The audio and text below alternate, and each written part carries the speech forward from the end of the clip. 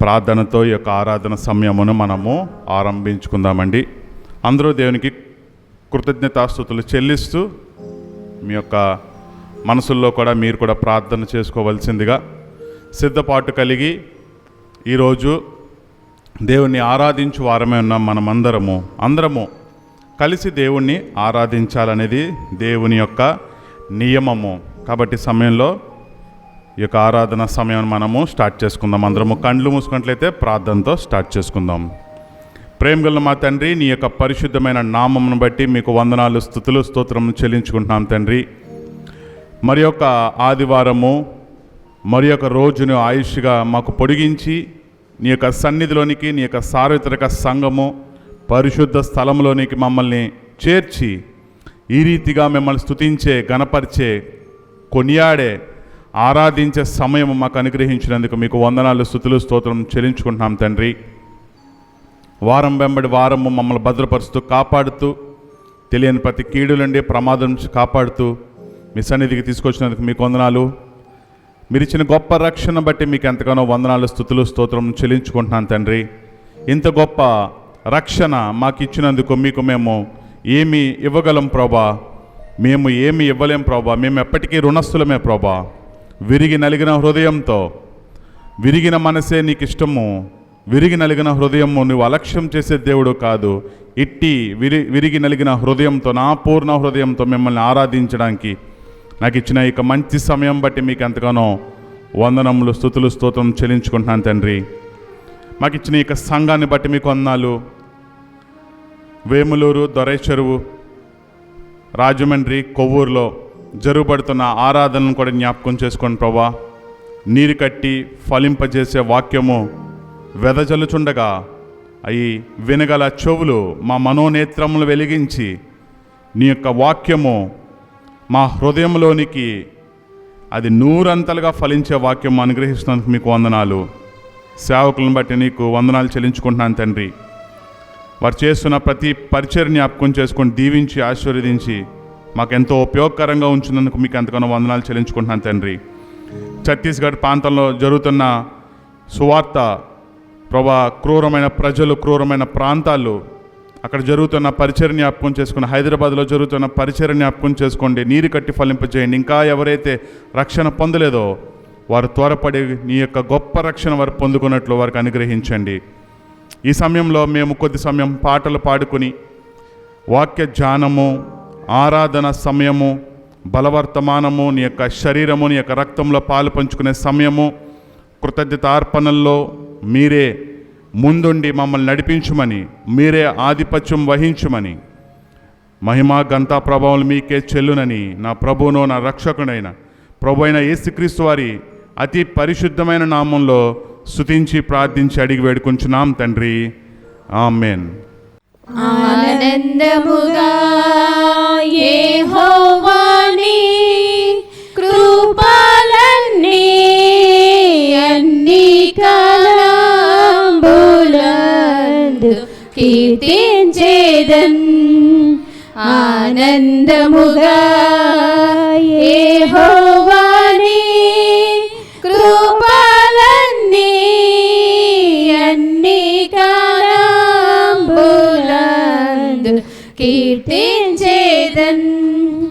చావు గోతి నుండి లేవనెత్తి నాకు జీవమిచ్చిన జీవదాత.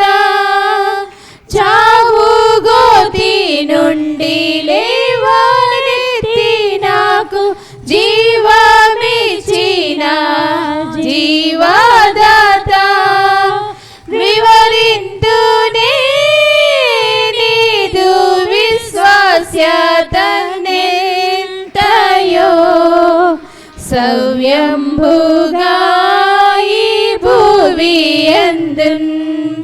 వివరింతునే నీదు విశ్వాస్యతనెంతయో సవ్యంభుగా ఈ భువి యందున్.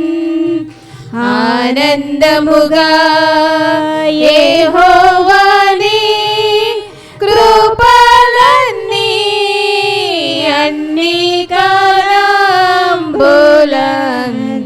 కీర్తించేదన్. సింహపు పిల్లలు ఆకలి గోనును యెహోవా సహాయుడందరికీ. సింహపు పిల్లలు ఆకలి గోనును యెహోవా సహాయుడందరికీ. ఇహమందున ఏ మేలు కొదువయుండదు. ఆహా ఏమందు నీ విశ్వాస్యతన్. ఇహమందున ఏ మేలు కొదువయుండదు. ఆహా ఏమందు నీ విశ్వాస్యతన్. ఆనందముగా యెహోవాని కృపలన్నీ అన్ని కాలంబులందు కీర్తించేదన్. ఎన్నెన్నో శోధన బాధలు రేగి నన్ను కృంగదీయ పోరాడినన్.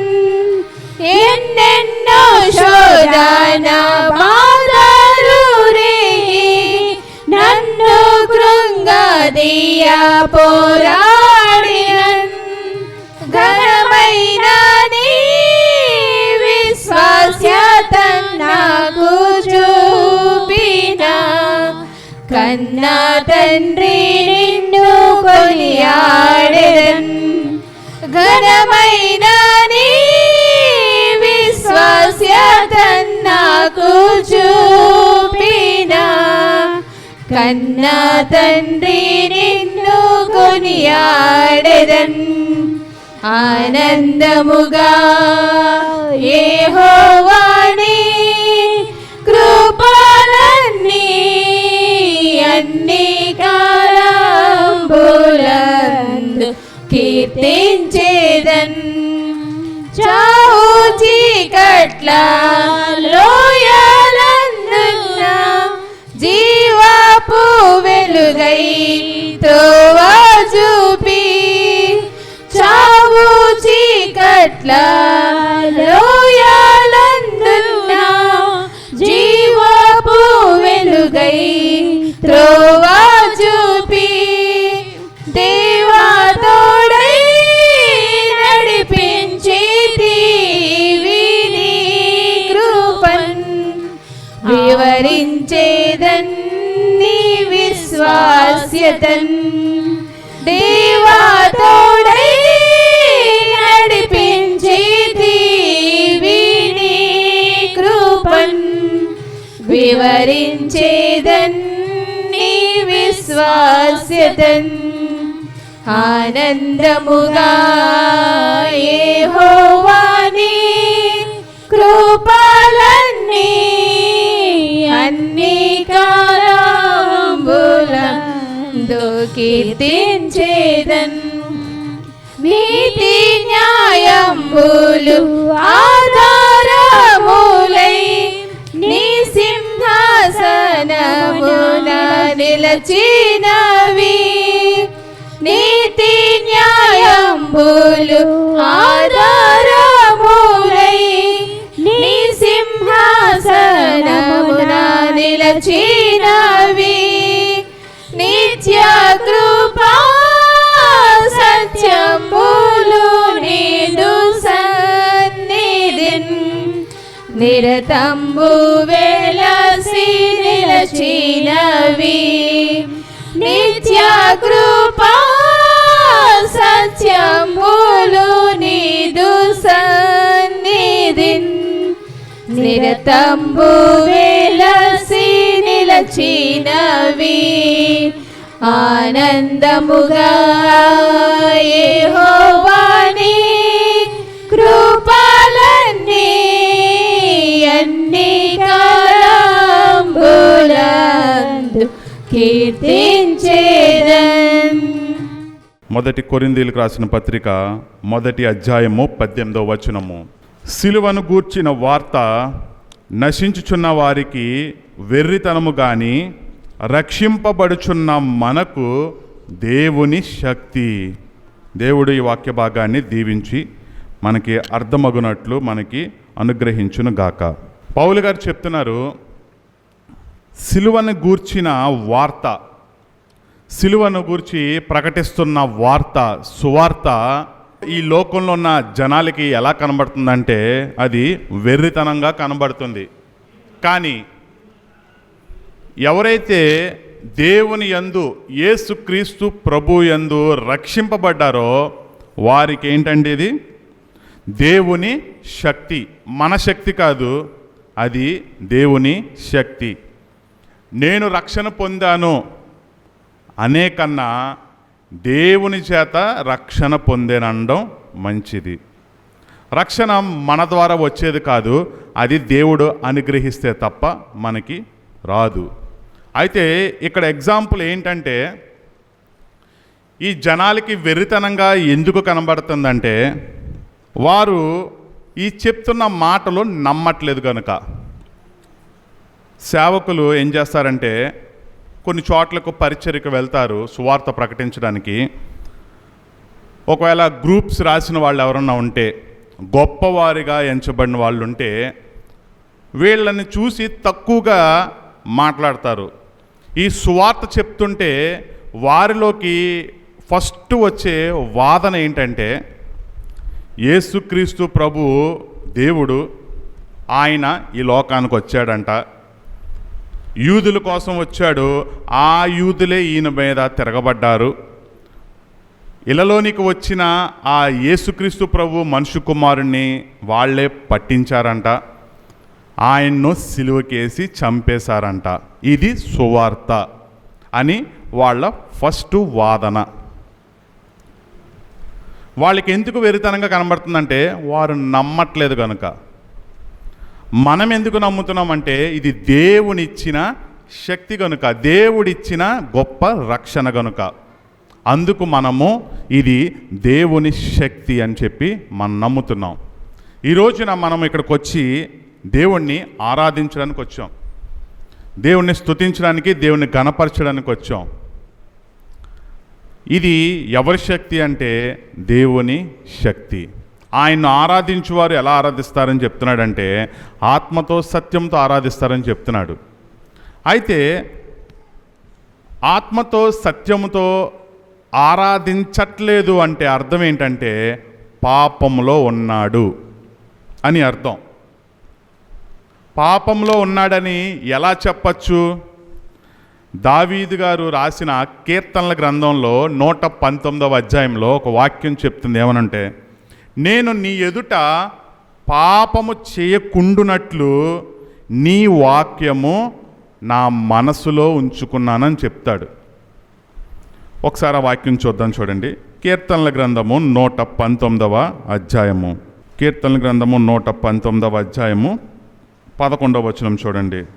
నీ ఎదుట నేను పాపము చేయకుండునట్లు నా హృదయములో నీ వాక్యము ఉంచుకొని ఉన్నాను.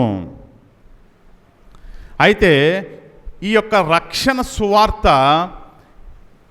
దేవుడు మొట్టమొదటిగా ఎవరిని ఎంచుకున్నాడంటే బాగా ఉన్నారని కాదండి, చాలా బాగా బతుకుతున్నారని కాదు, వాళ్ళు మంచి బలవంతులని కాదు, వాళ్ళు శాస్త్రులని కాదు, వాళ్ళు జ్ఞాని కాదు. దేవుడు ఫస్ట్ ఈ రక్షణ సువార్తకి బ్రాండ్ అంబాసిడర్స్ని ఎవరిని పెట్టాడండి? ఎవరిని తీసుకొచ్చాడు? రక్షణ సువార్త గురించి యేసుక్రీస్తు ప్రభు ఫస్ట్ బ్రాండ్ అంబాసిడర్స్గా చేసింది ఎవరిని? 12 మంది శిష్యుల్ని. వాళ్ళు ఎలా ఉన్నారంటే వాళ్ళ దగ్గర నీసు వాసన వచ్చేస్తుంది. ఏమొస్తుందండి? చేపల వాసన వస్తుంది. ఎందుకు? పేతురు ఎవరండి? చేపలు పట్టేవాడు.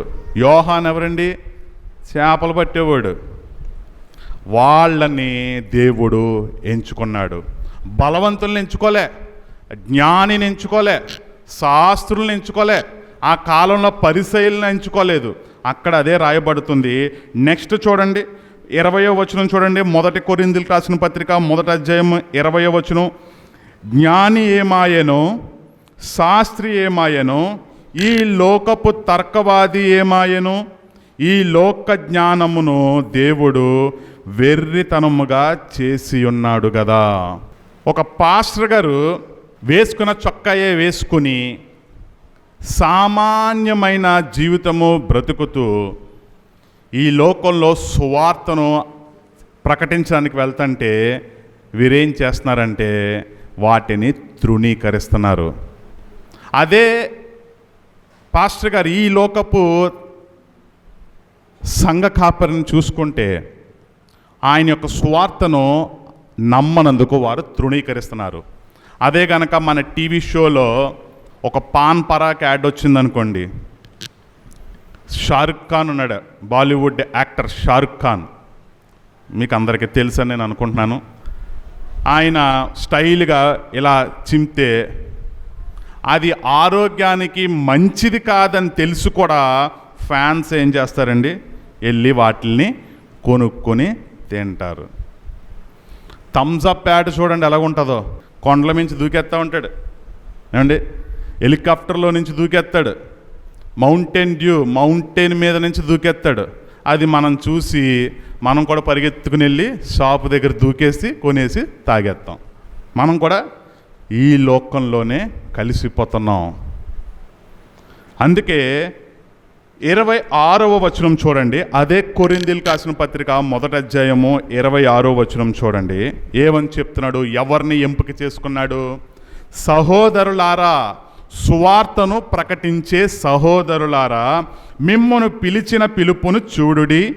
మీలో ఈ లోక రీతిని జ్ఞానులైనను ఘనులైనను గొప్ప వంశము వారైనను అనేకులు పిలవబడలేదు. కానీ ఎవరిని పిలవలేదు దేవుడు? ఈ లోకంలో గొప్పగా ఉన్నాడు ఆడిని ఎంచుకుందాం అని కాదు. ఈ లోకంలో వీడికి చాలా జ్ఞానం ఉంది, వీడిని పిలుద్దాం కాదు. ఈ లోకంలో వీడు ఘనుడు, వీడు గొప్ప వంశంలో అని పిలవలేదు. మరి ఎవరిని పిలిచాడు? 27వ వచనం చూడండి. ఏ శరీరియు దేవుని ఎదుట, ఏ శరీరియు అంటే ఏ మనిషి దేవుని ఎదుట అతిశయింపకుండునట్లు జ్ఞానులను సిగ్గుపరచుటకు లోకంలో నుండి వెర్రి వారిని దేవుడు ఏర్పరచుకున్నాడు. First brand ambassadors for salvation, లేదంటే గనక ఈ రక్షణ గురించి చెప్పాలనుకున్న దేవుడు ఎంపిక చేసుకున్న వాళ్ళని చేపలోళ్ళు ఎంచుకున్నాడు. ఎవరంటే పేతురు, యోహాను, యాకోబు, 12 మంది శిష్యుల్ని. అందుట్లో ఇస్కరియోతు యోధా కూడా ఉన్నాడు. దేవుడు ఎవరిని ఎంపిక చేసుకున్నాడంటే నిన్ను నన్ను ఎంపిక చేసుకున్నాడు.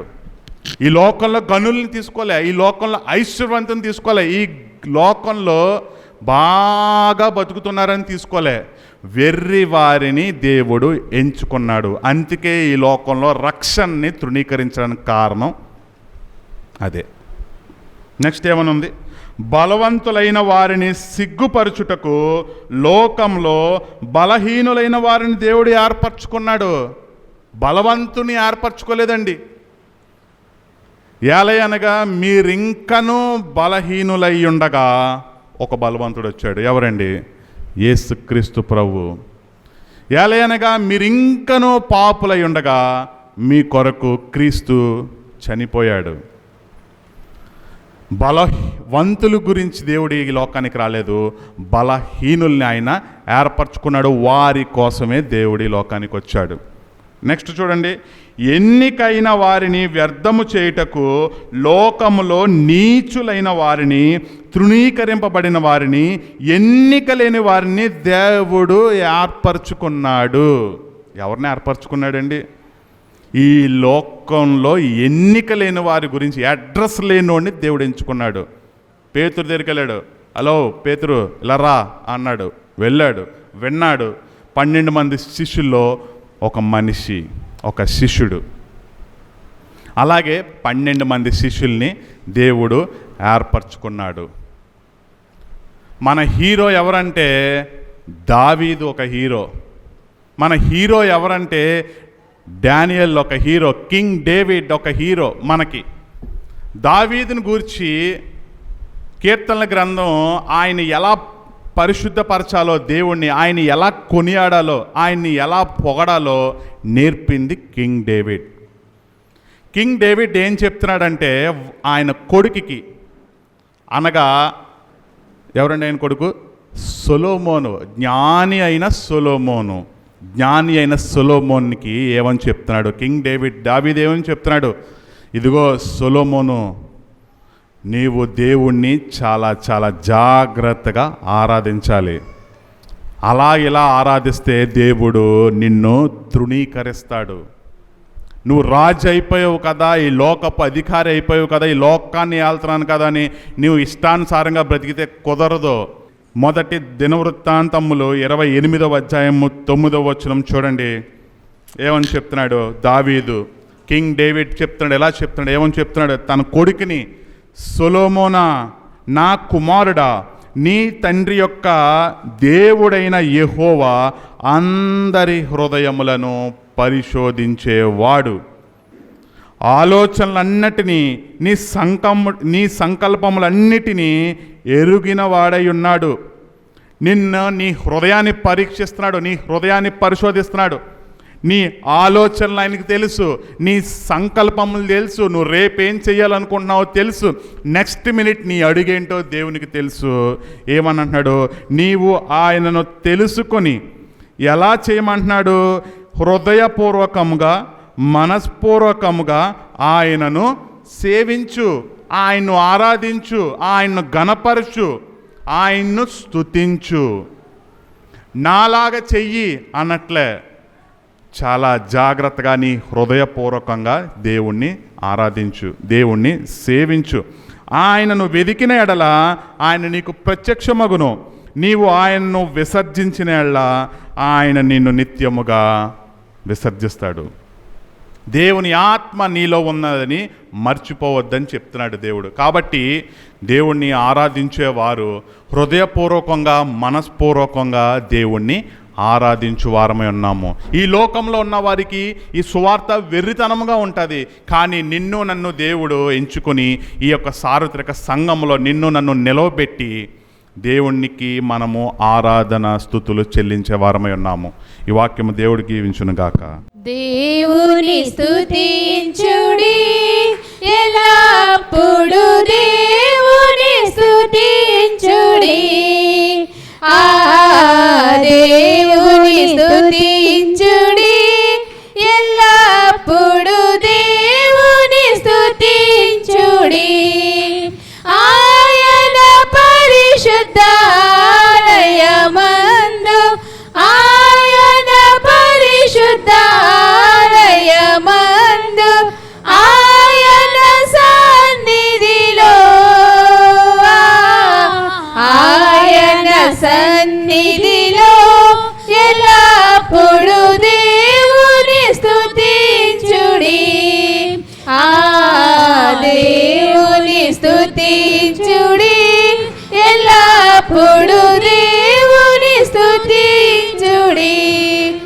ఆయన బలమును ప్రసిద్ధి చేయు, ఆయన బలమును ప్రసిద్ధి చేయు. ఆకాశ విశాలమందు, ఆకాశ విశాలమందు ఎల్లప్పుడు దేవుని స్తుతించుడి. దేవుని స్తుతించుడి ఎల్లప్పుడు, దేవుని స్తుతించుడి. ఆయన పరక్రమ కార్యముల్ బట్టి, ఆయన పరక్రమ కార్యముల్ బట్టి, ఆయన ప్రభావమును, ఆయన ప్రభావమును ఎల్లప్పుడు దేవుని స్తుతించుడి. దేవుని స్తుతించుడి ఎల్లప్పుడు, దేవుని స్తుతించుడి. బూరాధ్వనితో ఆయన స్తుతించుడి, బూరాధ్వనితో ఆయన స్తుతించుడి.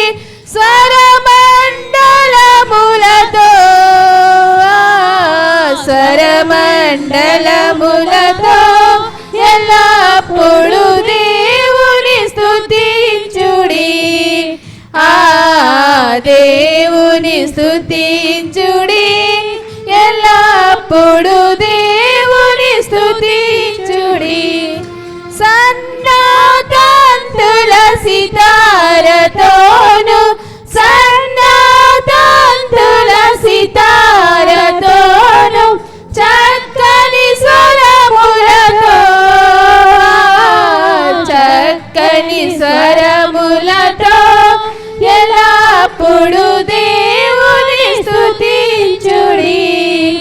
ఆ దేవుని స్తుతించుడి, ఎల్లప్పుడు దేవుని స్తుతించుడి. తంబురతోను నాట్యముతోను, తంబురతోను నాట్యముతోను, తంతి వజ్రములతోను, తంతి వజ్రములతోను ఎల్లప్పుడు దేవుని స్తుతించుడి. ఆ దేవుని స్తుతించుడి, ఎల్లప్పుడు దేవుని స్తుతించుడి.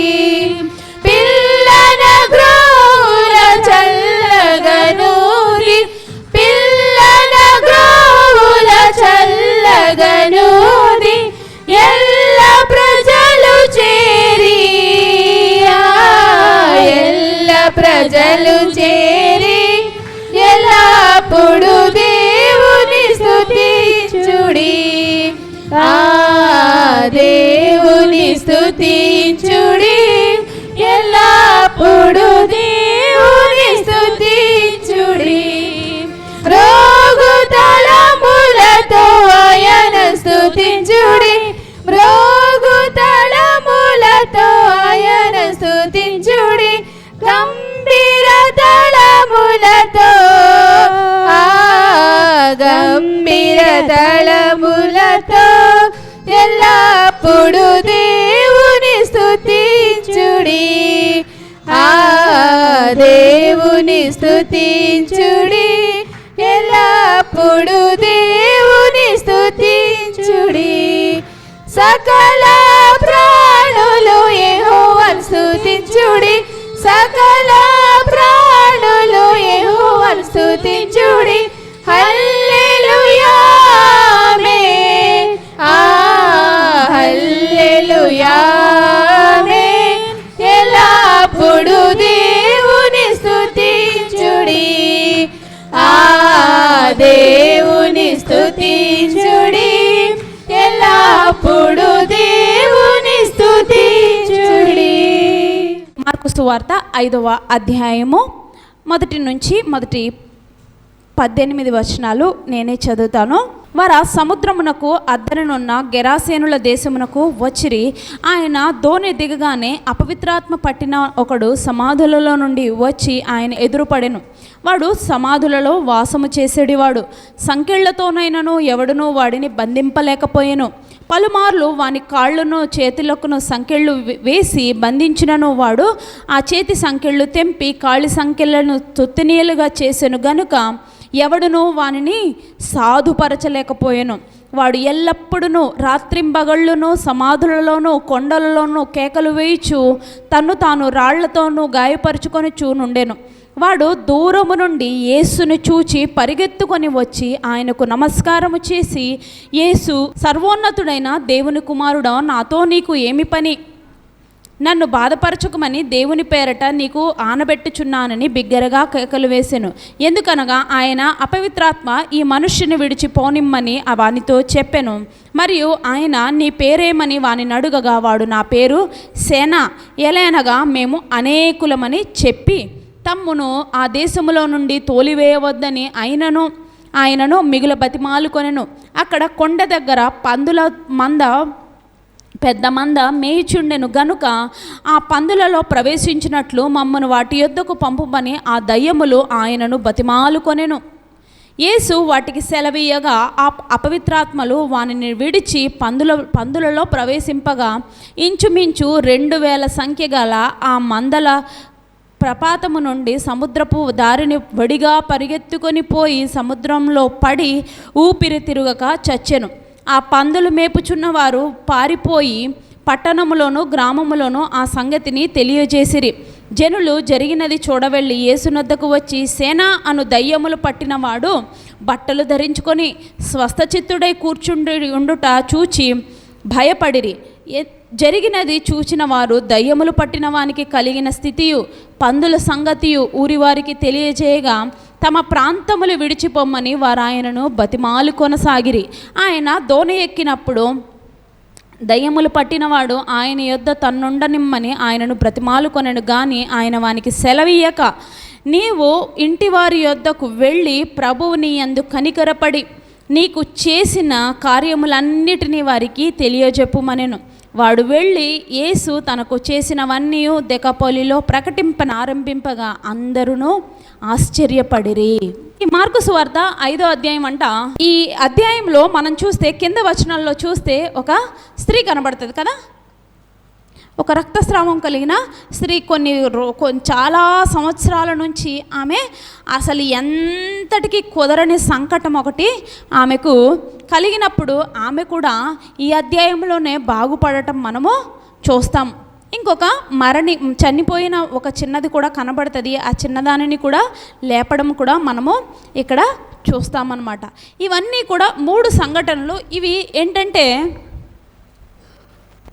రిపేర్ చేయలేని జబ్బులు అన్నమాట.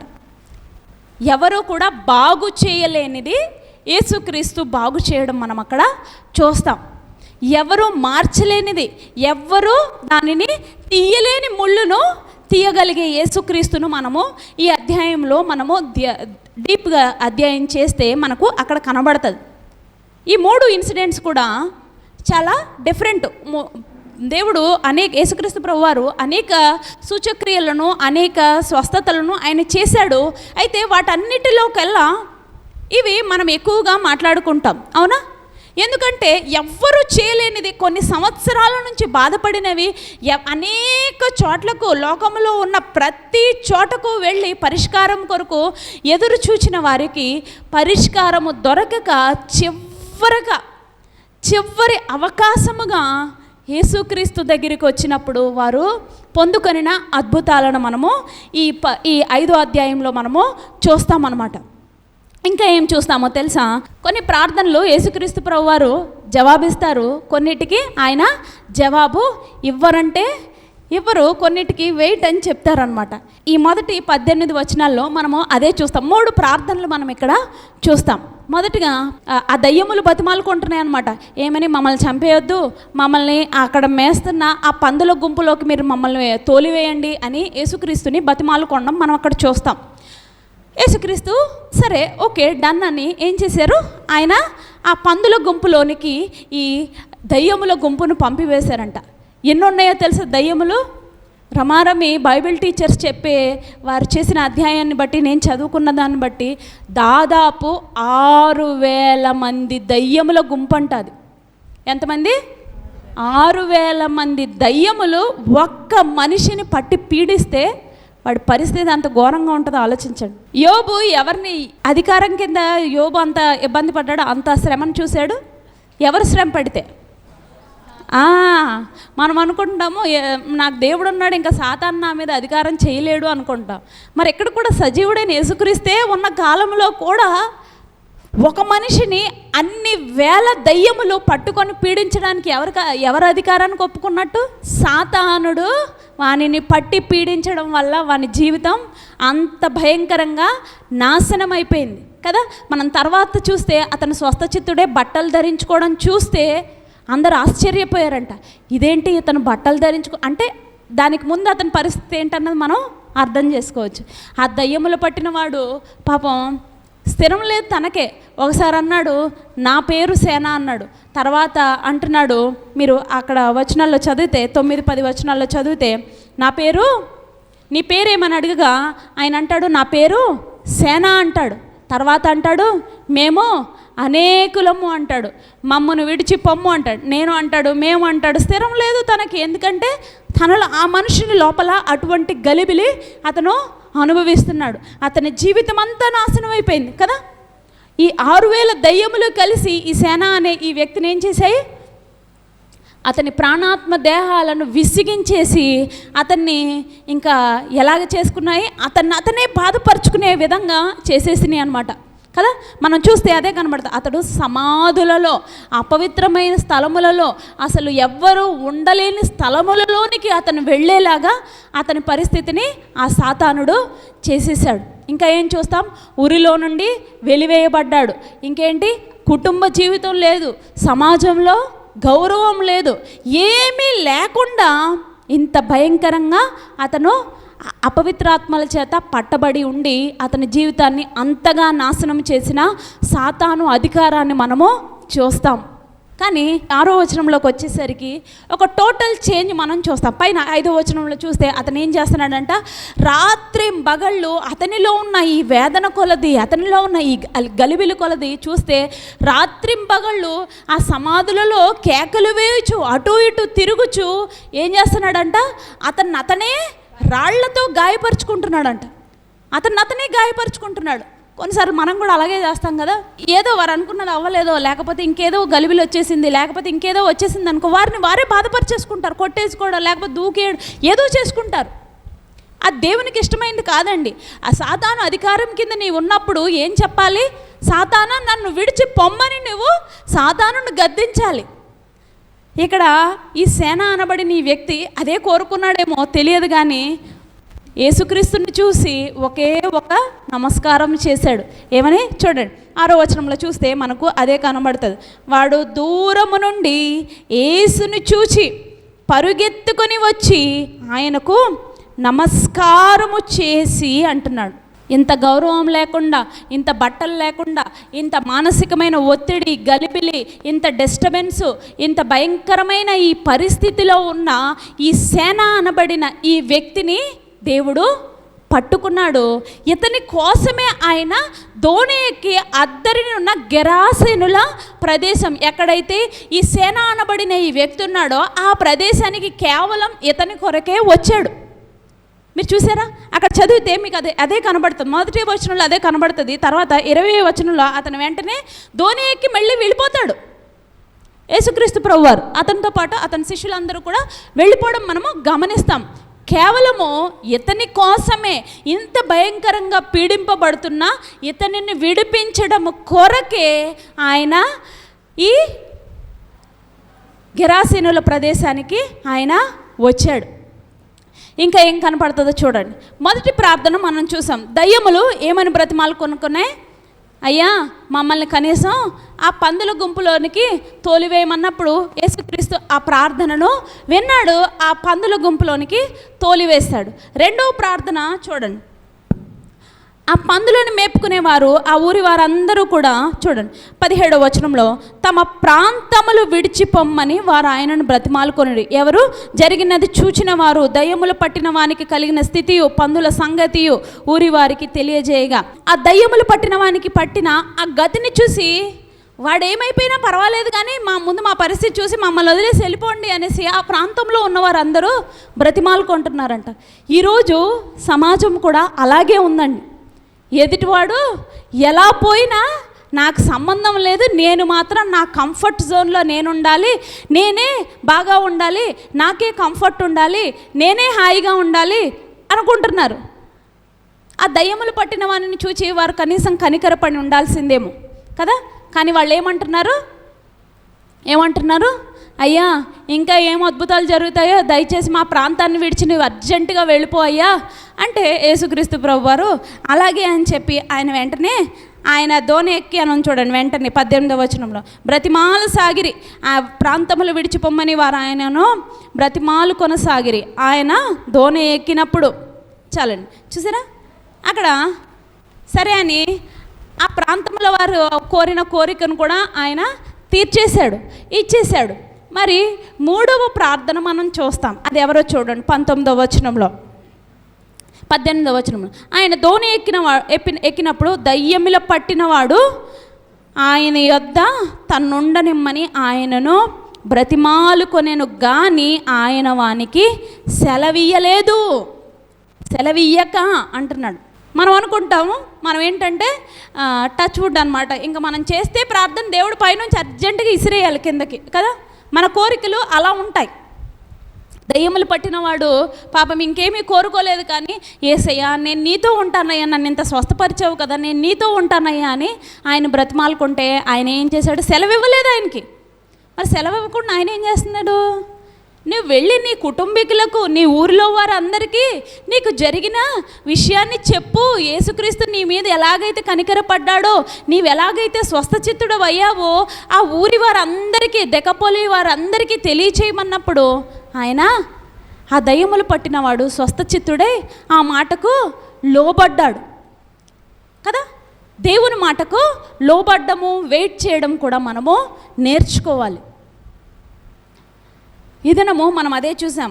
ఇంత గలిబిలి, ఇంత భయంకరంగా అతని జీవితాన్ని నాశనం చేసుకొని ఉన్న ఆ సేన అనబడిన ఆ వ్యక్తిని యేసుక్రీస్తు తన ప్రేమతో, తన కృపతో ఆయన కనికరపడి ఎట్టి రీతిగా అయితే స్వస్థచిత్తుణ్ణి చేసి ఆయనను లోకంలోనికి పంపాడో, నీవు నేను అంతకంటే భయంకరమైన గలిబిలి, పాపమనే ఈ గలిబిలిలో, ఈ లోక శ్రమలు, కష్టాలు, ఇరుకులు, ఇబ్బందులు, ఆటంకములు, ఇవన్నీ మనకు మనసులో కలిగే గలిబిలిలే, అపవాది వలన కలిగే గలిబిలిలే. ఇవన్నీ మన జీవితాన్ని నాశనం చేయటానికి మనము ఒప్పుకొనకూడదు, కానీ ఆయన అధికారానికి మనల్ని మనము అప్పచెప్పుకోవాలి. మనల్ని ఎంతగా ప్రేమించి ఆ మరణాపాయ స్థితిలో అపవిత్రమైన ఈ లోకంలో ఉన్న మనల్ని ఆయన ఏం చేశాడు? ఆయన ప్రేమతో, కృపతో ఆయన నిన్ను నన్ను రక్షించుకొని ఆయన కొరకు ఒక సమాజముగా, ఒక జనాంగముగా ఆయన నిన్ను నన్ను ఏర్పాటు చేసుకొని ఆయనను నిత్యము స్తుతి చెల్లించుకొనుచు పరిశుద్ధుడు పరిశుద్ధుడు పరిశుద్ధుడు అని ఆయన నామమును స్తుతించుకునే ధన్యతను దేవుడు నీకు నాకు ఇచ్చాడంటే నీవు నేను ఆ సేన అనబడిన ఆ వ్యక్తి కంటే మరి ధన్యులము. ఆయన కృపచేత నిన్ను నన్ను రక్షించుకున్నాడు, నిన్ను నన్ను బలపరిచాడు. ఆయన ప్రేమ చేత నిన్ను నన్ను ఆయన తన కన్న తండ్రిగా ఉండి మనల్ని, మన రక్షకుడిగా ఉండి, మన ఆత్మలకు పోషకుడిగా ఉండి మనల్ని అనుదినము నడిపించుచు, రక్షించుచు, కాపాడుచు ఇట్టి క్షేమస్థితి ఇచ్చిన ఆ దేవునికి నీవేమిస్తున్నావు? ఇతనైతే ఇంకా స్వస్థచిత్తుడు కాకమునిపే యేసు రక్షకుడైన యేసు ఎదుట ఏం చేస్తున్నాడు? సాగిలపడి నమస్కారము చేసి అని చూస్తున్నాం. మనకు కూడా అన్నీ మనం అనుకున్నట్టే ఉంటే ఇంకా దేవుడిని ఒక్క మాట చూపించేసి నేను ముగించేస్తాను. మనం అనుకున్నట్టే ఉంటే ఇంకా దేవుడు ఎందుకు అవుతాడు?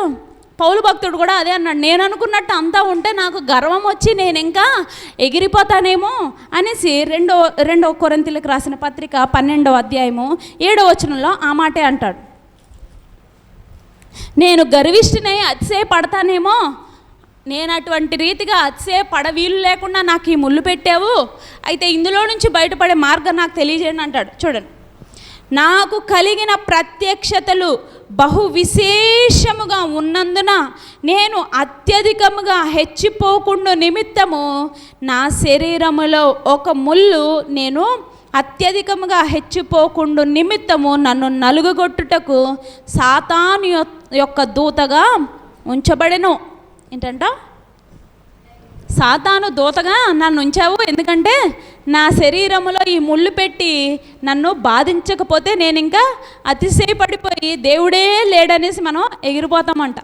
భక్తుడైనా పౌలు భక్తుడే చెప్తున్నాడు ఆ మాట. ఆయన యేసుక్రీస్తు కొరకు ఆయన చేసినంత గొప్పగా పరిచర్య ఎవరు చేయలేదు. ఈవెన్ శిష్యుల కంటే ఇంకా గంభీరంగా ఆయన చేశాడు. ఇంకా ఆయన పడిన శ్రమల లిస్ట్ అయితే ఆ పైన 11వ అధ్యాయంలో 23 నుంచి 28 వరకు మీరు చదివితే ఎన్నిసార్లు ఆయన కొట్టబడ్డాడు, హింసింపబడ్డాడు, మరణానికి దగ్గర అయ్యాడో అవన్నిటి గురించి అక్కడ చాలా స్పష్టంగా రాయబడింది. అటువంటి ఆ భక్తుడే చెప్తున్నాడు, నాకు కలిగిన ప్రత్యక్షతలు బహు విశేషముగా ఉన్నాయంటే దేవుని గురించి నాకు ఇవ్వబడిన ఆ దర్శనములే కానీ, నాకు ఇవ్వబడిన ఆ భారమే కానీ అందరికంటే మరి విశేషముగా ఉంది. మరి దీనిని చూసి నేను ఎగిరిపోకుండా, అతిశయపడిపోకుండా యేసుక్రీస్తు నాకు ఒక ముళ్ళును పెట్టారు అని 2 సార్లు చెప్తున్నాడు అక్కడ. మళ్ళా కూడా ఆయన ఆ మాటనే నొక్కి చెప్తున్నాడు, నీకు నాకు ఈ దినము ఏదైనా శ్రమ ఉందంటే అది దేవుడు నీవు నేను ఎగిరిపోకుండా అతిశయపడిపోకుండానట్లు దేవుడు మనకు శ్రమను ఆయన ఒప్పుకున్నాడు.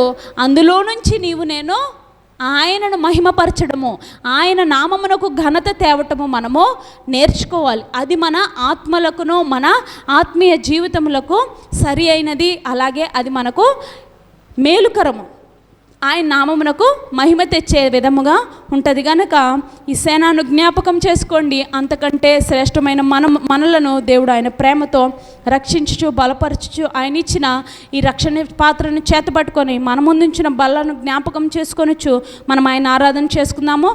ప్రేమించేదన్ అధికముగా ఆరాధింతున్ నా శక్తితో, ప్రేమించేదన్ అధికముగా ఆరాధింతున్ నా శక్తితో, పూర్ణ మనసుతో ఆరాధింతున్ నిన్ను పూర్ణ బలముతో, ప్రేమించేదన్ పూర్ణ మనసుతో ఆరాధింతున్ నిన్ను పూర్ణ బలముతో, ప్రేమించేదన్.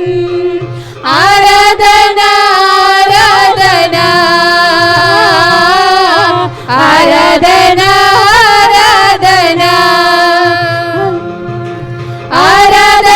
ఆరాధన ఆరాధన ఆరాధన.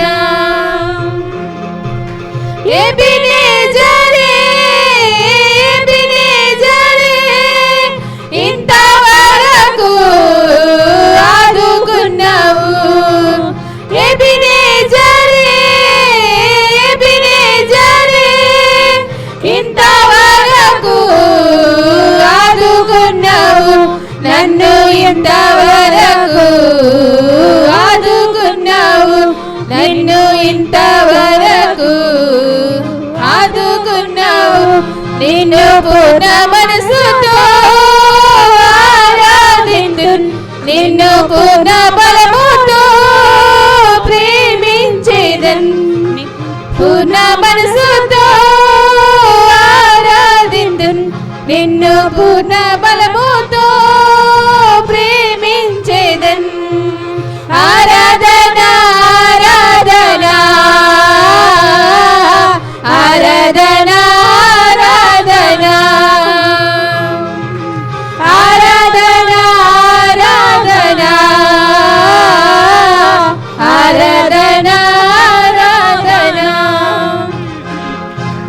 యెహోవా షమ్మా యెహోవా షమ్మా తోడై నిలిచావే వందనమయ్యా. యెహోవా షమ్మా యెహోవా షమ్మా తోడై నిలిచావే వందనమయ్యా. నాకు తోడై నిలిచావే వందనమయ్యా. నాకు తోడై నిలిచావే వందనమయ్యా. నిన్ను పూర్ణ మనసుతో ఆరాధింతున్ నిన్ను పూర్ణ బలముతో, ప్రేమించేదన్ పూర్ణ మనసుతో ఆరాధింతున్ నిన్ను పూర్ణ బలముతో, ప్రేమించేదన్. ఆరాధన ఆరాధన ఆరాధన ఆరాధన ఆరాధన ఆరాధన ఆరాధన ఆరాధన. ప్రేమించేదన్ అధికముగా ఆరాధింతున్ నా శక్తితో, ప్రేమించేదన్ అధికముగా ఆరాధింతున్ నా శక్తితో, పూర్ణ మనసుతో ఆరాధింతున్ నిన్ను పూర్ణ బలముతో, ప్రేమించేదన్ పూర్ణ మనసుతో ఆరాధింతున్ నిన్ను పూర్ణ బలముతో,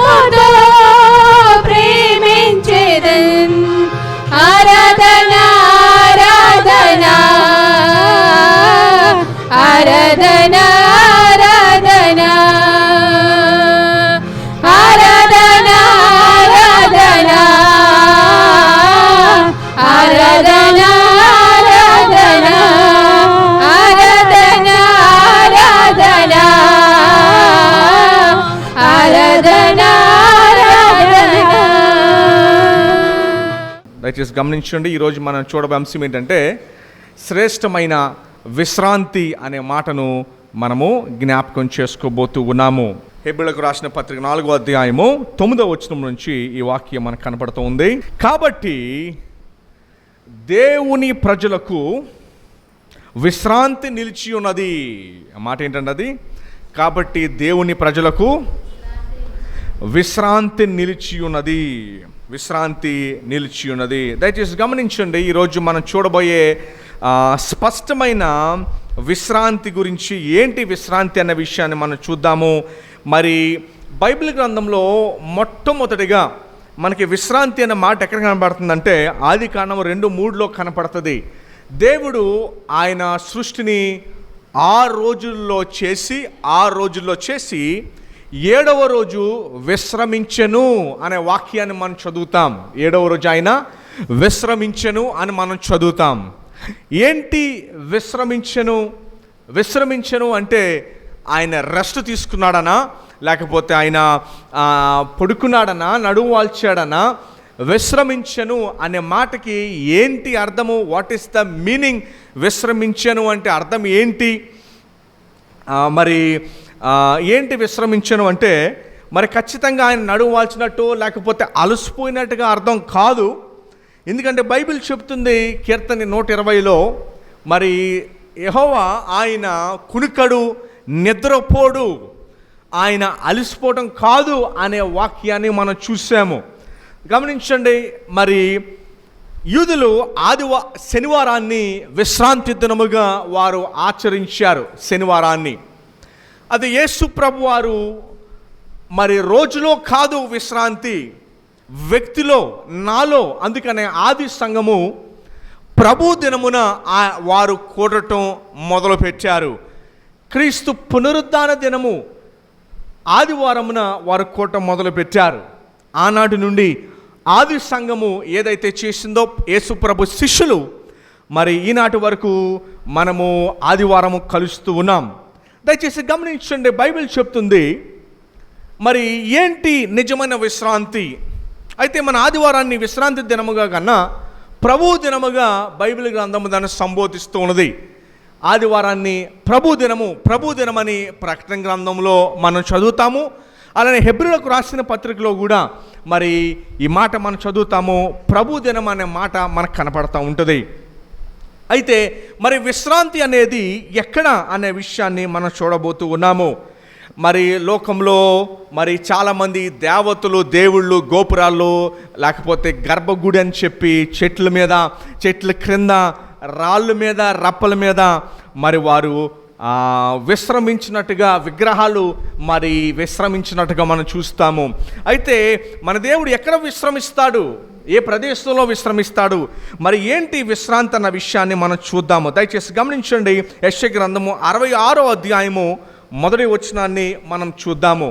యెషయా గ్రంథము 66వ అధ్యాయంలో నుంచి మనము చూసినప్పుడు ఆయన ఎక్కడ విశ్రమిస్తాడు అనే విషయాన్ని మనం చూడవచ్చు.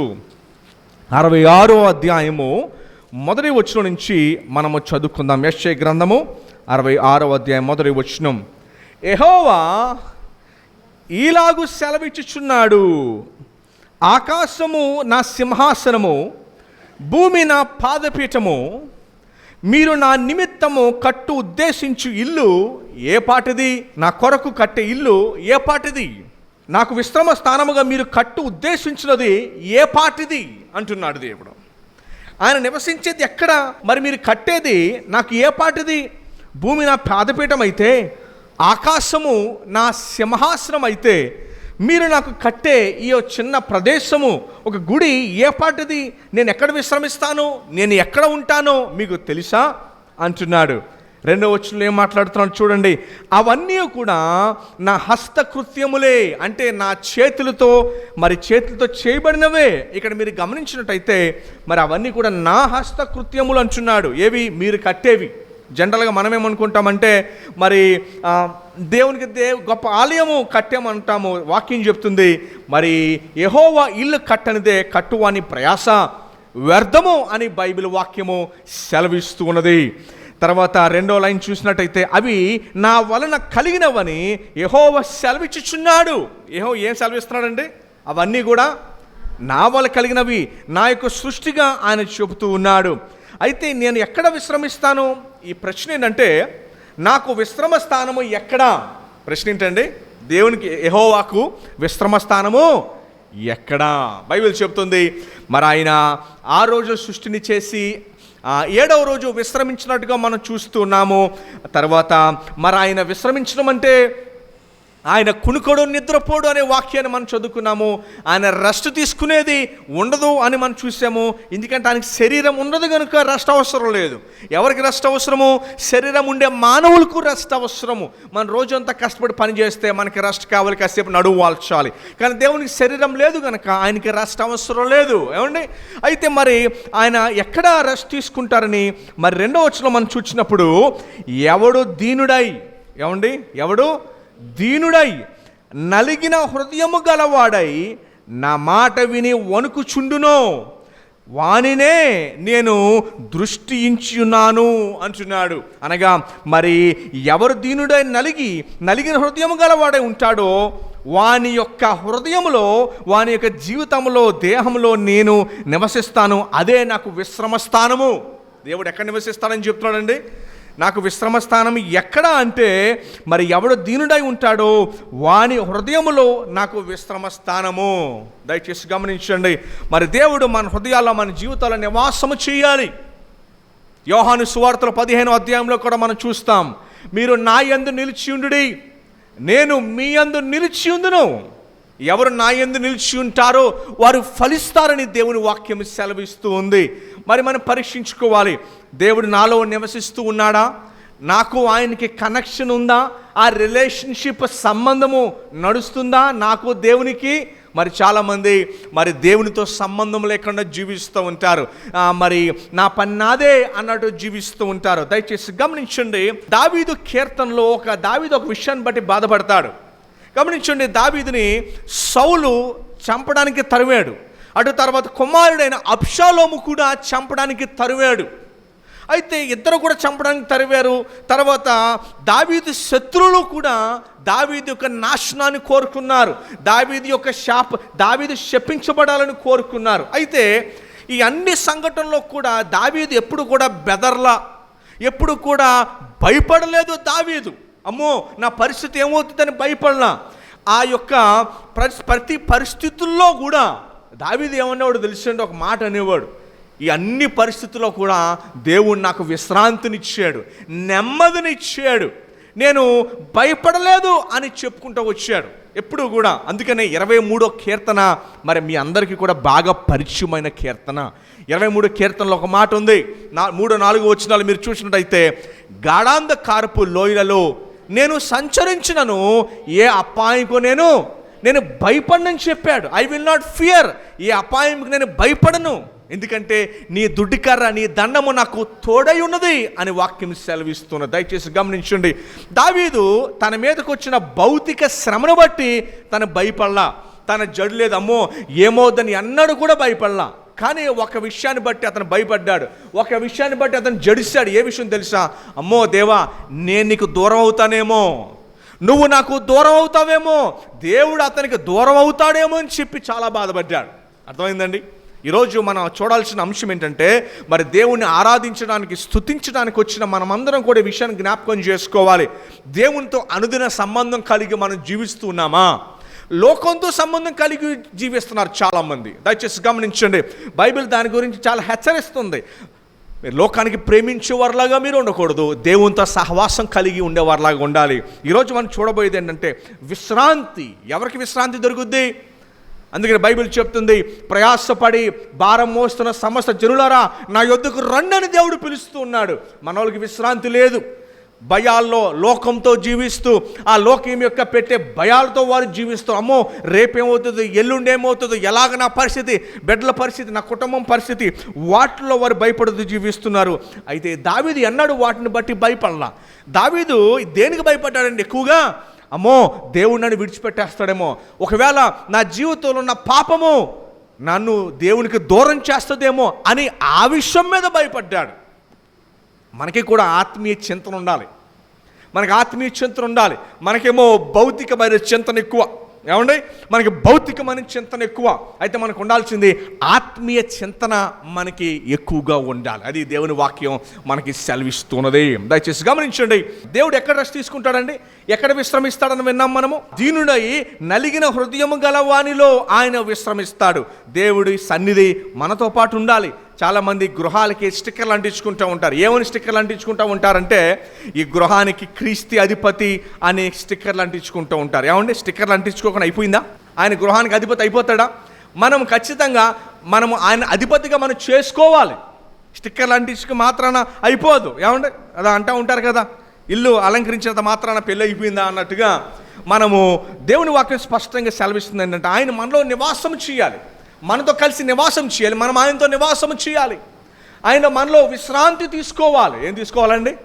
విశ్రాంతి తీసుకోవాలి. ఆయన అంటున్నాడు, నేను వారిలో నివాసం చేస్తాను. చాలామంది జీవితాల్లో దేవుడు లేకపోతే దిగులు, భయము, టెన్షను, రేపటి గురించి చింత ఇదే ఎక్కువగా ఉంటుంది. వారి జీవితం దేవుడు లేకపోతే భయముతోనో, భయాలతోనో, కష్టాలతోనో, ఇబ్బందులతో, నష్టాలతో, ఈ భయాలతోనే బతుకుతూ ఉంటారు. అదే దేవుని వాక్యం మనం నేర్పించే పాఠం ఏంటంటే, దేవుని యందు మీరు విశ్రాంతి తీసుకోవాలి. అందుకని ప్రతి ఆదివారం దేవుని సన్నిధి మనం హాజరు కావాలి. ఎందుకంటే మన ప్రభువులో విశ్రాంతి తీసుకోవాలి కనుక ప్రతి ఆదివారం కూడా ఆయన సన్నిధిలో మనం హాజరు కావాలి. ఎవరో చెప్పారని కాదు, మనమే ప్రతి ఆదివారం దేవుని సన్నిధిలో మనం హాజరయ్యి మనం విశ్రాంతి తీసుకోవాలి. మరి విశ్రాంతిలో దేవునిలో మనం నిలవాలంటే చేయాల్సిన కొన్ని విషయాలు ఈరోజు మీకు నేను తెలియజేస్తాను. మొదటి విషయం ఏంటంటే, హెబ్రీయులకు రాసిన పత్రిక, అదే పత్రికలో ఒక పేజీ వెనక్కి తిప్పితే 4వ అధ్యాయం 2వ వచనాన్ని మనం చదువుకుందాం. మరి దేవునిలో మనం నిలవాలంటే, ఏమండి, దేవునిలో మనము నిలవాలి అంటే మనం చేయాల్సిన 3 అంశాలు నేను మీకు తెలియజేస్తాను. 2వ వచనం చూద్దాం. 4వ అధ్యాయము 2వ వచనం, వారికి ప్రకటింపబడినట్లు మనకును సువార్త ప్రకటింపబడిను, కానీ వారు వినిన వారితో విశ్వాసము గలవారై కలిసి ఉండలేదు గనుక విన్న వాక్యము వారికి నిష్ప్రయోజనం అయిపోయిందంట. ఏమైందంటే అండి, వారు ఏం చేశారంట, విన్న వాక్యాన్ని వారు వినిన వారితో విశ్వాసము గల వారి నిలిచి ఉండలేదంట. విన్నారు వాక్యాన్ని, ఏం చేశారు, వాక్యాన్ని విని వారు విడిచిపెట్టేసిన వారులుగా ఉన్నారు. బైబిల్ ఏం చెప్తుందంటే, విన్న వాక్యానికి వారు విశ్వాసాన్ని జత చేర్చి వారు జీవించారని చెప్తుంది. చిన్నప్పటి నుండి మనం చాలా వాక్యాలు విన్నాం, ఏమండి, నేర్చుకున్నాం, విన్నాము, నేర్చుకున్నాం, కానీ చాలా విషయాలు మనం మార్చుకోవాలా. ఇన్ఫర్మేషన్ ఉంది, ట్రాన్స్ఫర్మేషన్ లేకపోయింది. సమాచారం ఉంది మన దగ్గర, కానీ మనం మార్చుకోలేకపోయాం. బైబిల్ చెప్పే మాట ఏంటంటే, మనము నేర్చుకున్నాం కానీ మార్చుకోలేకపోయాం. ఈ విషయాన్ని బట్టి మనం సీరియస్గా ఆలోచించాలి. ఏమన్నా అర్థమవుతుందండి? మనం వింటున్నాం, చాలా ఇన్ఫర్మేషన్ ఉంది, కానీ మార్చుకుంటున్నామా? మనము ఈ భూమి మీద విశ్రాంతిలో ఉండాలి అంటే, అటు తర్వాత దేవుని రాజ్యంలో శాశ్వతమైన విశ్రాంతిలోకి వెళ్ళాలి అంటే, బైబిల్ చెప్పే మాట ఏంటంటే, తీతు పత్రిక కూడా ఇదే మాట చెప్తుంది. మీరు వినువారుగా కాకుండా గైకునేవారులాగా ఉండమని చెప్తుంది. నేర్చుకుంటున్నాం, చాలా ఇన్ఫర్మేషన్ ఉంది మన దగ్గర, కానీ మార్చుకునే స్థితిలో లేకపోయాము. చూడండి, బైబిల్ గ్రంథంలో కొంతమంది వ్యక్తులను మనం చూద్దాము. మరియా ఏం చేస్తుందో చూద్దాం. గబ్రియేలు వచ్చి చెప్పినప్పుడు, లూకా సువార్త 1వ అధ్యాయము 38వ వచనంలో మనం చూసినప్పుడు, మరి విశ్రాంతిలో వెళ్ళేవారు, దేవునితో విశ్రాంతి కలిగిన వారు ఎవరు అంటే, మరి కేవలం వాక్యం వినేవారు మాత్రమే కాదు, దాన్ని గైకునేవారు అనే వాక్యం సెలవిస్తున్నది. మరియా చెప్పగానే, గబ్రియేలు చెప్పగానే ఏముందో చూడండి. లూకా సువార్త 1వ అధ్యాయము 38వ వచనంలో ఈ వాక్యాన్ని మనం చూడవచ్చు. దేవుడు చెప్పిన మాట ఏ మాట అయినను నిరర్థకము కానేరదని ఆమెతో గబ్రియేలు దేవతో చెప్పినట్టుగా మనం చూస్తాం. ఏమండి, గబ్రియేలు దేవతతో వచ్చి చెప్పాడు, ఇదిగో నువ్వు ఒక మరి కుమారుని కంటావు నీవు అంటే, ఆమె అంది, మరి ఇది ఎలాగ సాధ్యము, నేను పురుషుడను ఎరగని దానిని కదా, నాకు ఎలా సాధ్యము? ఏమండి, తర్వాత గబ్రియేలు దేవతో చెప్పాడు, ఇదిగో నువ్వు పరిశుద్ధాత్మ దేవుని చేత నువ్వు గర్భాన్ని ధరిస్తావని చెప్పగానే ఆమె వెంటనే మాట వినింది, లోబడింది, నమ్మిక ఉంచింది, విశ్వాసాన్ని ఉంచింది. ఇంకో వ్యక్తిని మీకు చూపిస్తాను చూడండి. లూకా సువార్త 5:5లో జస్ట్ ఒక పేజీ తిప్పితే ఇక్కడ సీమోను పేతురు మనకు కనిపిస్తాడు. సీమోను పేతురు మనకు కనిపిస్తాడు. మరి దేవుని విశ్రాంతిలో ఉండే మనము చాలా విషయాలు నేర్చుకుంటున్నాం. ఇక్కడ మన ముందు ఇద్దరు వ్యక్తులు మనకు మరియా కనిపించింది, ఇప్పుడు పేతురు కనిపిస్తూ ఉన్నాడు. వారు నేర్చుకున్నారు, మార్చుకున్నారు, విన్నారు, లోబడ్డారు, నేర్చుకున్నారు, వారు వెంటనే మార్చుకున్నారు కూడా. సీమోను పేతురు ఏం చేశాడు చూడండి, 5:5. సీమోను ఏమన్నాడంటే, ఏలినవాడా, రాత్రంతయు మేము ప్రయాసపడితిమి కానీ మాకు ఏమీ దొరకలేదన్నాడు. ఏమన్నాడండి? రాత్రంతా మేము ప్రయాసపడ్డాము, మాకు కానీ ఏమీ దొరకలేదు. దయచేసి గమనించండి, ఇక్కడ యేసు ప్రభు వారు ఇక్కడ సీమోను పేతురు మరి ఆయన చిన్నప్పటి నుంచి కూడా సముద్రంలో పెరిగిన వ్యక్తే. ఆయన చేపలు పడుతూ ఉన్నాడు. ఎక్కడ చేపలు పడతాయో, ఏ సీజన్లో పడతాయో బాగా ఎరిగినవాడు. మరి ప్రభు మాట వెంటనే గైకొన్నాడు. యేసేపు ఏం చేసేవాడండి? ఆయన యేసేపు కార్పెంటర్గా వడ్రంగి పని చేస్తూ ఉన్నాడు. ఎవరికి బాగా తెలుస్తుంది ఎక్కడ చేపలు పడతాయో, ఎక్కడ పడాలో, ఎక్కడ వలయాలని? ఎవరికి బాగా తెలుస్తుందండి? సీమోనుగా తెలుస్తుంది. అప్పటికి ఇంకా పేతురుగా పేరు మార్చబడలా. అయితే ఆయన నీకేం తెలుసు అనలేదు, నాకే బాగా తెలుసు అనలేదు అతను. పేతురు ఏమన్నాడు చూడండి, ఏలినవాడా, రాత్రంతా మేము ప్రయాసపడితిమి కానీ మాకు ఏమీ దొరకలేదు, అయినను నీ మాట చెప్పిన వలలు వేతుమని ఆయనతో చెప్పెను. ఏమండి, చాలా సందర్భాల్లో మరి దేవుని వాక్యము, దేవుని బిడ్డలు, సేవకులు చెప్పినప్పుడు మాకు తెలిసిలేండి. పేతురుకి బాగా తెలుసు ఖచ్చితంగా, ఎందుకంటే ఆయన చిన్నప్పటి నుంచి సముద్రంలో పెరిగినవాడే. అతను తెలియని వ్యక్తి ఏం కాదు. పేతురు చాలా ఎక్స్పర్ట్ కూడా, వెరీ సీనియర్ కూడా అని తెలిసి ఎరిగిన వ్యక్తి. కానీ పేతురు దేవుని మాట చెప్పున ఆయన చేశాడు. దయచేసి గమనించండి, మనం అనేక విషయాలు మనము నేర్చుకుంటున్నాం కానీ ఖచ్చితంగా మార్చుకోవాలి. అందులో ప్రాముఖ్యమైనది ఏంటంటే ఇదే మనకి నేర్చుకోవాల్సింది. ఎస్, ఐఎమ్ లిసనింగ్, దేవుని వాక్యం నాతో మాట్లాడుతున్నది. I'm listening to the word of God, I'm listening. కానీ ప్రాబ్లం ఏంటంటే నేను దానిని జరిగించలేకపోతున్నాను. ఇట్స్ అ ప్రాబ్లంగా మారిపోయింది. ఏమండి, ఈరోజు క్రైస్తవ ప్రపంచం ప్రాబ్లం ఏంటంటే వారు చాలా వింటున్నారు, అనేక సోర్సెస్, టీవీలు కానీ, ఫోన్లు కానివ్వండి, ఆదివారం చర్చిలో కానివ్వండి, ఇంకా మిగతా రోజుల్లో కానివ్వండి, మిగతా కోటాల్లో కానివ్వండి, చాలా వింటున్నారు. హృదయం రాతి హృదయం అయిపోయింది.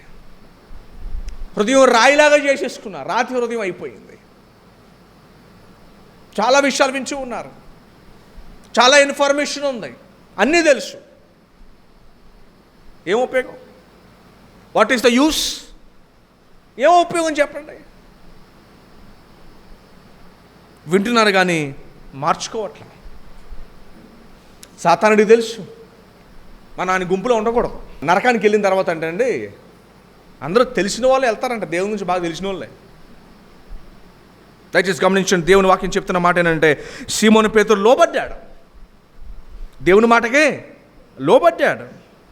నో చెప్పలేదు అతను, కాదని చెప్పలేదు అతను, దేవుని మాటకి లోబడ్డాడు. చాలాసార్లు మనం దేవుని మాట తెలిసినా కూడా రివర్స్లో వెళ్తాం. మనం దానికి వ్యతిరేకంగా నడుచుకుంటాం. తెలుసు దేవుని వాక్యం ఈ రీతిగా చెప్తుంది, నేను ఇలా చేయకూడదని తెలిసి కూడా రివర్స్లో చేస్తాం.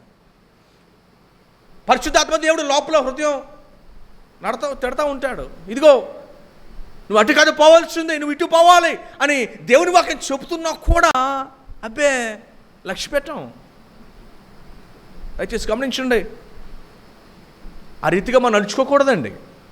దేవుని వాక్యం మనకు చెప్తున్నప్పటికీ కూడా దానికి వ్యతిరేకంగా నడుచుకోకూడదు. మనం దేవుడు అంటే నేను ఇంకెంతకాలం చెప్తాను మీకు అంటాడు దేవుడు, ఎంతకాలం మీకు చెప్తాను నేను అంటాడు. దేవుని వాక్యం మనతో మాట్లాడుతున్నప్పటికీ కూడా దానికి రివర్స్లో నడుచుకోకూడదు. మనతో ప్రాబ్లం ఏంటంటే, ఈ తరంతో ప్రాబ్లం ఏంటంటే తెలియక కాదు నడుచుకుంటాం, చీకట్లో తెలిసి నడుచుకుంటున్నారు, అది పెద్ద ప్రాబ్లం. దేవుడు చూడలేదండి.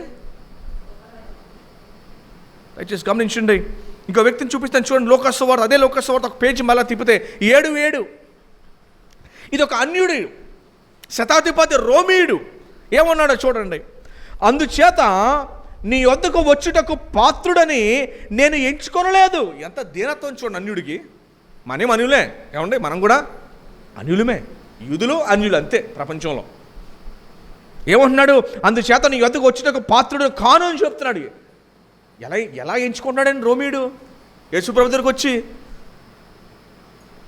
ఎలా చూడండి, తగ్గించుకొని నేను పాత్రుడు కాను ప్రభా, నా ఇంటికి రావడానికి నా ఇల్లు సరిపోదు ప్రభా, నేను ఏ పాటి వాడిని నా ఇంటికి రావడానికి నీవు అని అంటూ, అయితే మాట మాత్రమే సెలవిమ్ము ప్రభా, ఎందుకంటే నేను పాపాత్ముడిని, నేను శనాధిపతిగా పనిచేస్తున్నాను, అనేకమైన తప్పుదమ్ములు చేశాను, నేను అనేక పాపములు చేశాను, నీలాంటి పరిశుద్ధుడు ప్రవక్త నా ఇంటికి రావడానికి నా ఇల్లు తగదు అన్నాడు. చూసారా ఎంత దీనత్వం కలిగి ఉన్నాడో. ఎక్కడ కూడా ఏమాత్రం కూడా మరి అతనికున్న స్థితిని బట్టి, అతనికున్న ఉద్యోగాన్ని బట్టి, అతనికున్న స్థాయిని బట్టి, శతాధిపతి అంటే 100 మంది సైనికులకి బహుశా ఒక డిఎస్పీ క్యాడర్ కంటే పెద్ద క్యాడర్ ఇది. 100 మంది సైనికులకి అధిపతిగా ఉన్నాడు. ఏమంటున్నాడు అతను? ప్రభు, నా ఇంటికి రావడానికి నేను సరిపోను యేసయ్యా, నేను సరిపోను, ఏమండి, నేను పాత్రుడు కాను మీరు నా ఇంటికి రావడానికి అంటున్నాడు. అయితే మాట మాత్రం సెలవు ఇవ్వండి, అప్పుడు నా దాసుడు స్వస్థపరచబడతాడు. ఏమండి, ఎలాంటి విశ్వాసం ఉందని ఇతనికి? ఎలాంటి విశ్వాసం ఉంది? ఇంకా మీకు విషయం చెప్పిన, మార్త మరియల కంటే ఎక్కువ విశ్వాసం ఉంది ఈయనకి.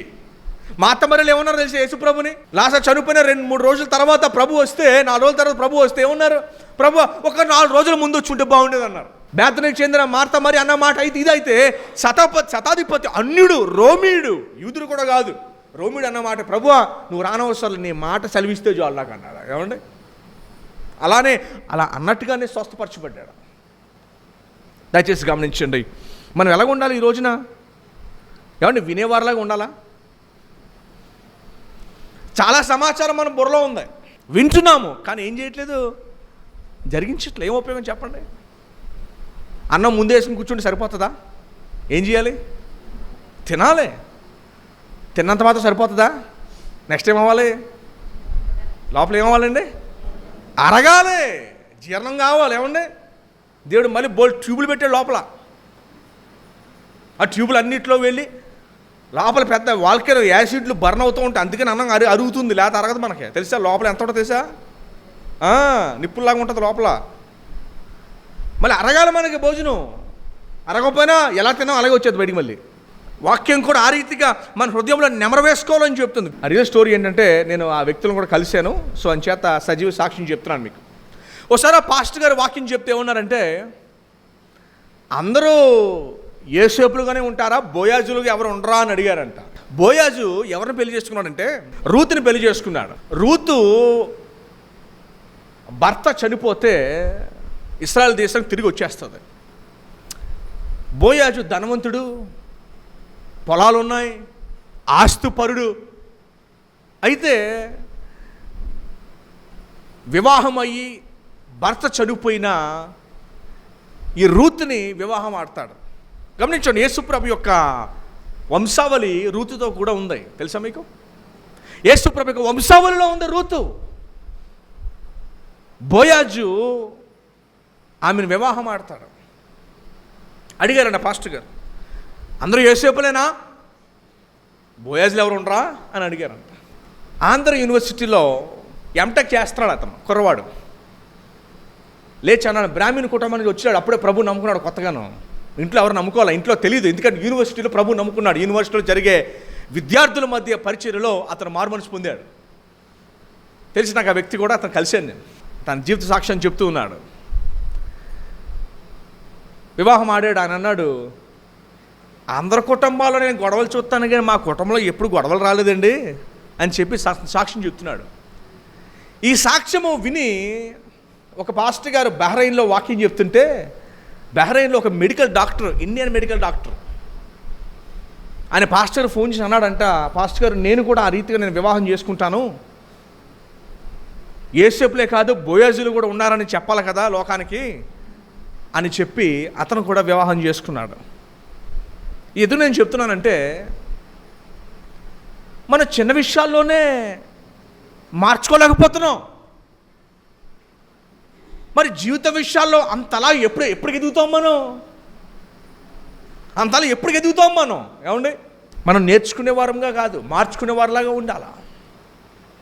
నేర్చుకునే వారిలాగా మిగిలిపోతూ ఉన్నాం మనం. సంవత్సరాలు గడిచిపోతారో నేర్చుకుంటున్నాం అంతే. ఇన్ఫర్మేషన్ ఉంది, ఏం ఉపయోగం? వాడకపోతే ఉపయోగం అండి. జ్వరం వచ్చింది, యాంటీబయాటిక్స్, ట్యాబ్లెట్లు, పారాసిటమాల్ అన్నీ మనం షెల్ఫ్లో పెట్టి కూర్చుంటే ఏమైనా ఉపయోగమా? నేర్చుకుంటున్నారు కానీ మార్చుకోలేకపోతున్నాం. చాలా అపాయకరమైన పరిస్థితి. రెండో మాట మీకు జ్ఞాపకం చేస్తాను చూడండి, 11వ వచనం, హెబ్రీయులకు రాసిన పత్రిక 4వ అధ్యాయం 11వ వచనం. కాబట్టి అవిధేయత వలన వారు పడిపోవునట్లుగా మనలో ఎవడునూ పడిపోకుండా విశ్రాంతిలో ప్రవేశించుటకు జాగ్రత్త పడుదము. ఆ విశ్రాంతిలోకి ప్రవేశించడానికి ఏం పడాలని మనం జాగ్రత్త పడమంటున్నాడు. ఎందుకు జాగ్రత్త పడమంటున్నాడు? ఆ విశ్రాంతిలో మనం ప్రవేశించాలి అంటే జాగ్రత్త పడాలని దేవుని వాక్యం సెలవిస్తాం. జాగ్రత్త పడుతున్నామా? మన విశ్వాస జీవితాలను బట్టి మనం. దేవుడు అంటే భయం ఉండదు, జాగ్రత్త ఉండదు. దేవుడు అంటే భయం లేకపోవడం అంటే ఒక ఉదాహరణ ఇస్తాను మీకు. దేవుని భక్తులతో మాట్లాడేటప్పుడు, లేకపోతే తోటి సంఘంతో, తోటి సహవాసులతో మాట్లాడేటప్పుడు జాగ్రత్తగా మాట్లాడి, లోకంతో మాట్లాడేటప్పుడు ఇష్టానుసారంగా మాట్లాడుతున్నాము అంటే దేవుని భయం లేనట్టు. అర్థమైందండి? ఈ ప్రాబ్లమ్ని ఒకసారి మనం రెక్టిఫై చేసుకోవాలి. అది రెక్టిఫై చేసుకోవడానికి మనం ప్రయత్నించి ఇంకో పాయింట్కి వెళ్దాం. పాయింట్ ఏంటంటే, దేవునితో ఉన్నప్పుడు, సహవాసం చేస్తున్నప్పుడు, మందిరం ఉన్నప్పుడు, ఆయన బిడ్డలతో ఉన్నప్పుడు, సంఘంతో ఉన్నప్పుడేమో మనం జాగ్రత్తగా మర్యాదగా మాట్లాడుతూ, అది దాటిపోయిన తర్వాత, బయటికి వెళ్ళిన తర్వాత చాలామంది ఏం చేస్తారో కొలసీలకు రాసిన పత్రికలో ఒకసారి చూడండి. కొలసీ 3వ అధ్యాయము 8వ వచనం. దుష్టత్వము, దూషణ మీ నోట బూతులు అను వాటన్నిటినీ విసర్జించుడి అని వాక్యంలో ఉంది.